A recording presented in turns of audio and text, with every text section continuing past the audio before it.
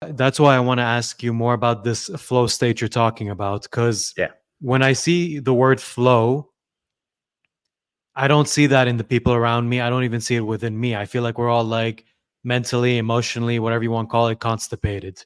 But with you, again, like the imagery that keeps coming up is like a dam bursting or things letting go or things being left behind or like moving on to the bigger picture. Could you explain us more what you meant by flow? Yeah, so flow states are technically defined as those states of consciousness where we are performing our best and we feel our best. So the author slash researcher Stephen Kotler has got a great book on this, Pulitzer Prize nominated book on this called Stealing Fire with his co-author Jamie Wheel. It's a great book because it really, tears apart the entire flow state experience for people.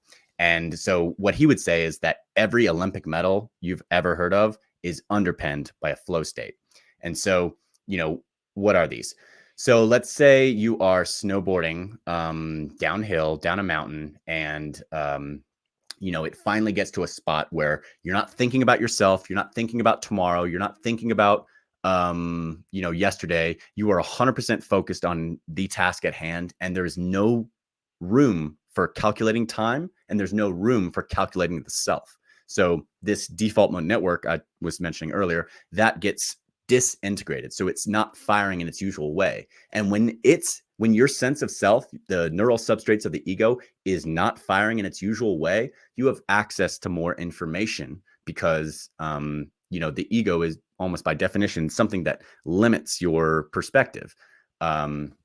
So without the ego, I guess giving you, the search parameters for understanding this infinite amount of information that's coming in, you just get more information coming in. So with the conscious self kind of silent, then you're operating more at the subconscious or the unconscious, and this is what flow is like for people. So if you're a poet, you'll be writing, and then an entire poem will come out, and you don't even know where it came from. You can't even almost claim ownership to this poem, and you sat down for 10 minutes, but it was actually 2 hours. You know what I'm saying? As Yeah, in time dilated for you. you're in the Um, zone.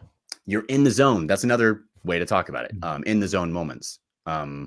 So now you had mentioned what is this different from being on automatic? The difference is when you're in a flow state, Autopilot. yeah, like autopilot. Yeah. So let's say you mean to drive to work, but you accidentally drive to home. You know what I mean? Or somewhere else. You accidentally drive to the gym. You just got on automatic and you weren't thinking about stuff. That's different. With a flow state, it's it only happens when you are maximally challenged by the task at hand, but you also have a lot of skill at the task at hand.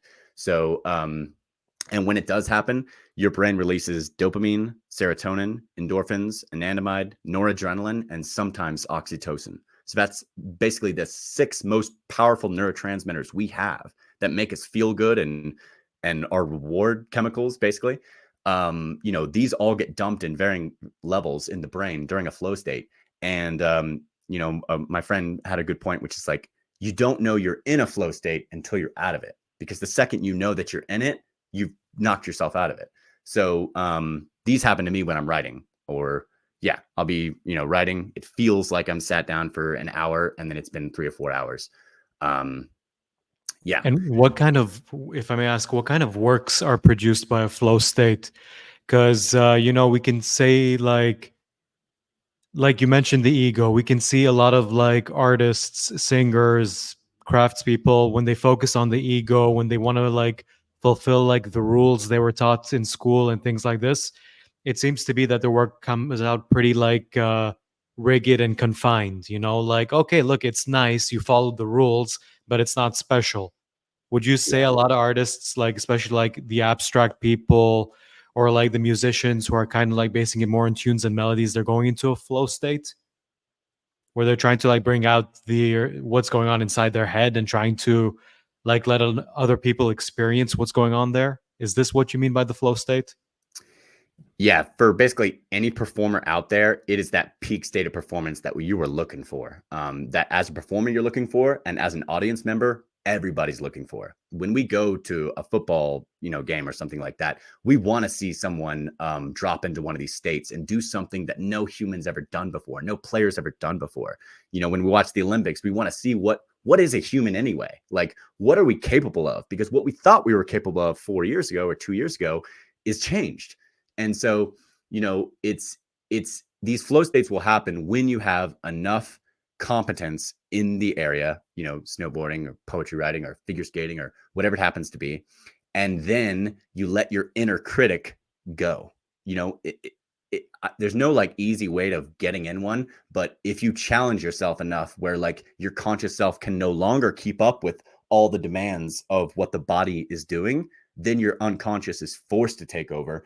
And people report being most happy when they're in flow.